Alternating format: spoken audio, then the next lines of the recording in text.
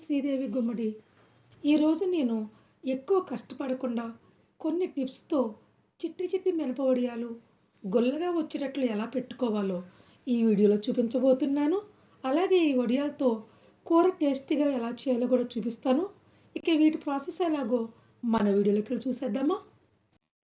ఈ వడియాల కోసం నేను 1 కేజీ మినపగుండ్లను తీసుకున్నానండి. ముందుగా మినపగుండ్లను శుభ్రంగా కడుక్కోవాలి.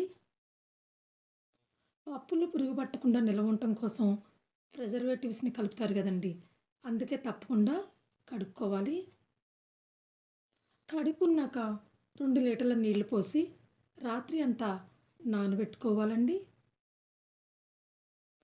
తెల్లారిన తర్వాత నానబెట్టుకున్న మినపగుండ్లను మళ్ళీ ఒకసారి కడుక్కోవాలి. కడుక్కున్నాక ఏదైనా చిల్లులు గిన్నెలో వేస్తే నీళ్లు కిందికి దిగుతాయండి. తర్వాత వెట్ గ్రైండర్లో ముందు పావు గ్లాసు నీళ్లు పోసి ఆన్ చేయాలి. ఆ తరువాత మాత్రం మినపగుండ్లు వేసుకోవాలండి. మొత్తం ఒకేసారి వేయొద్దండి. 2 వాయిల్గా వేసుకోవాలి. మధ్య మధ్యలో చూసుకుంటూ ఉండాలండి.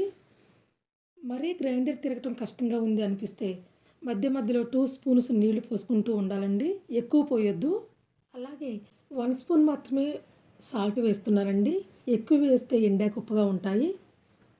పిండి నలుగుతుండగా 2 ఇంచుల అల్లం, 2 స్పూన్స్ జీలకర్ర, 15 వరకు పచ్చిమిర్చిని మిక్సీ జార్లో వేసి నీళ్లు పోయకుండా ఆన్ ఆఫ్ చేస్తూ ఇలా కచ్చా పచ్చాగా మిక్సీ పట్టుకోవాలి. మీరు తినే కారాన్ని బట్టి పచ్చిమిర్చిని ఎక్కువైనా వేసుకోవచ్చండి. ఇప్పుడు దీనిని గ్రైండర్లో వేసుకుందాము. మధ్య మధ్యలో నలిగిందో లేదో చూసుకుంటూ ఉండాలండి. స్పూన్తో కొంచెం తీసుకుని చూస్తే నలగకపోతే కనుక ఇంకొంచెం సేపు ఉంచాలి. ఈలోగా వడియాలు పెట్టడం కోసం పాల ప్యాకెట్ ఇంకా ఆయిల్ ప్యాకెట్ని తీసుకుని చివర ఇలా సిజర్స్తో చిన్న హోల్స్ పెట్టుకుందాం. వేరే వైపు పూర్తిగా ఇలా కట్ చేసి పెట్టుకోవాలండి. ఇప్పుడు పిండి నలిగిందో లేదో చూద్దాం.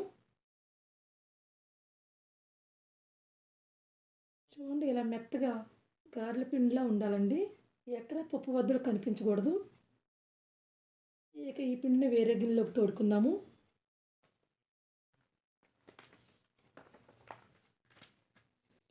తోడుకున్న తర్వాత ఈ పిండిని హోల్స్ చేసి పెట్టుకున్నటువంటి ప్యాకెట్స్లో నింపుకుందాము. మరీ కవర్ నిండా పిండి వేయొద్దండి. చివర 3 ఇంచుల వరకు ఖాళీ ఉంచి వేసుకోవాలి. కవర్స్లో పిండి వేసుకున్న తర్వాత ఇలా వీడియోలో చూపిస్తున్నట్లుగా రబ్బర్ బ్యాండ్ వేసి క్లోజ్ చేయాలి.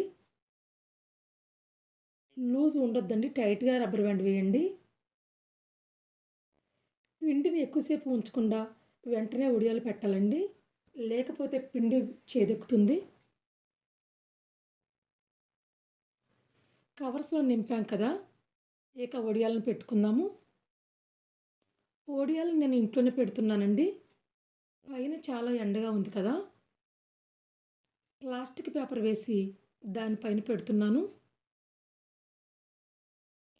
చూడండి ఎంత ఫాస్ట్గా చుక్కల్లాగా చిన్నగా పెడుతున్నాను.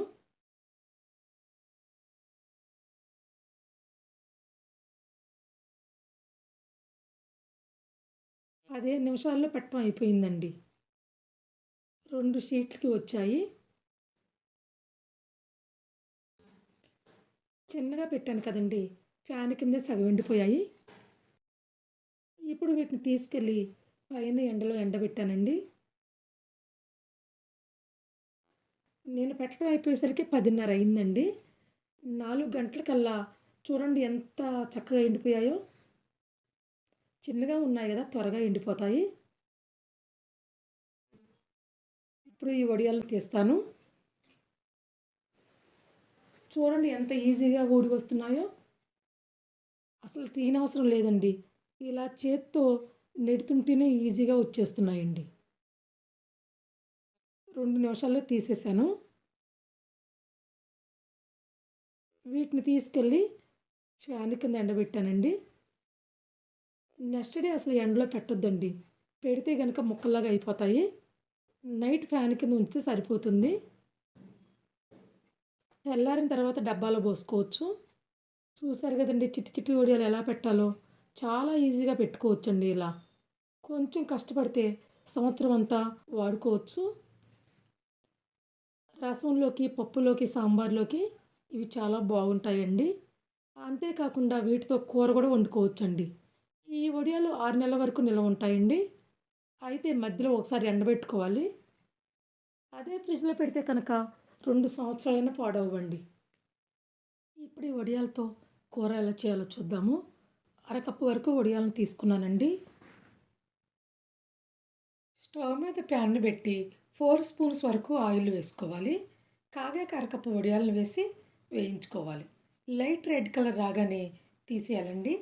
తరువాత ఇదే కళాయిలో తిరగమాత గింజలు వేసి వేగాక ఉల్లిపాయ ముక్కలు, పచ్చిమిర్చి, కరివేపాకు, వెల్లుల్లి రెబ్బలు వేసి వేగిన తర్వాత 1 స్పూన్ ధనియాల పొడి, హాఫ్ స్పూన్ జీలకర్ర పొడి, చిటికెడు పసుపు, 1 స్పూన్ టమాటా పేస్ట్ వేసి 20 సెకండ్లు వేగిన తరువాత వడియాలను వేసి కలుపుకోవాలి.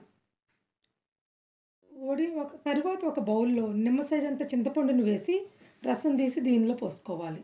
ఇందులోనే 1 స్పూన్ సాల్ట్, 1 స్పూన్ కారం, గ్లాసు నీళ్లు పోసి మీడియం ఫ్లేమ్‌లో ఉడకనివ్వాలి. 5 నిమిషాలు ఉడికిన తరువాత ఒక గిన్నెలో 1 స్పూన్ శనగపిండి వేసి కొంచెం నీళ్లు పోసి ఉండలు లేకుండా కలుపుకొని ఈ కూరలో పోసుకోవాలి. పోసుకున్నాక మంచిగా కలిపి 2 నిమిషాలు ఉడికిన తరువాత దీనిలో 2 స్పూన్స్ బెల్లం వేసి కలుపుకొని స్టవ్ ఆఫ్ చేయాలి. తర్వాత దీనిలో కొత్తిమీర వేసి కలుపుకోవాలి. అంతేనండి, వడియాల కూర రెడీ అయిపోయింది. ఈ కూర చాలా టేస్టీగా ఉంటుందండి. కూరగాయలు లేనప్పుడు ఈ కూరను చేసుకోవచ్చు. ఈ వీడియో మీకు నచ్చితే కనుక మరిన్ని వీడియోల కోసం నా ఛానల్ని సబ్స్క్రైబ్ చేసుకోండి. Thanks for watching.